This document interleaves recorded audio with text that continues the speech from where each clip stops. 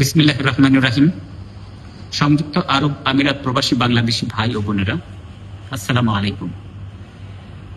আপনারা সবাই বর্তমান অবস্থা সম্পর্কে যথেষ্ট অবগত আছেন। গতকাল আপনাদের উদ্দেশ্যে দূতাবাস থেকে আমরা দুটি বার্তা দিয়েছি আপনাদেরকে সতর্ক করার জন্য। এই বার্তাগুলোর মাধ্যমে অন্তত দুটি পরামর্শ আপনাদেরকে আমরা দেওয়ার চেষ্টা করেছি, যেগুলি সংক্ষেপে নিয়ে আবার পড়ছি। এক, সবাই নিরাপদ অবস্থানে থাকুন। নিতান্ত অতি জরুরি না হলে ঘর থেকে বের হবেন না। পাসপোর্ট, আমিরাত আইডি, নগদ দিরহাম, শুকনো খাবার, পানি ইত্যাদি হাতের কাছে রাখুন। কোনো জমায়েত করবেন না। আরব আমিরাত সরকারের নির্দেশ মেনে চলুন। 2, গুজবে কান দিবেন না। বিভ্রান্তিমূলক পোস্ট দেওয়া এবং শেয়ার করা থেকে বিরত থাকুন। আমিরাতে এটি একটি দণ্ডনীয় অপরাধ।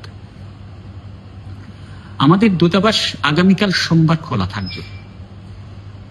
আমরা গতকালকের কথাই আবার বলছি, যে কাজটি আপনি আগামীকাল করবেন বলে পরিকল্পনা করেছিলেন, সেটি যদি 7 দিন বা 10 দিন পরে করলেও চলে, তাহলে আপনার আগামীকাল আসবার দরকার নেই।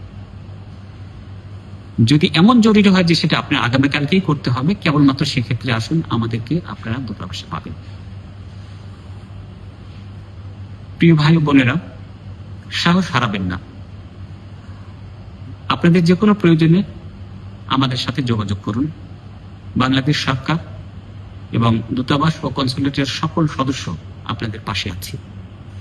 আমিরাত সরকার এদেশে বসবাসরত সকল নাগরিকের নিরাপত্তার সকল ব্যবস্থা নিশ্চিত করছে। আপনারা সবাই সুস্থ থাকুন, ভালো থাকুন। খোদা হাফেজ।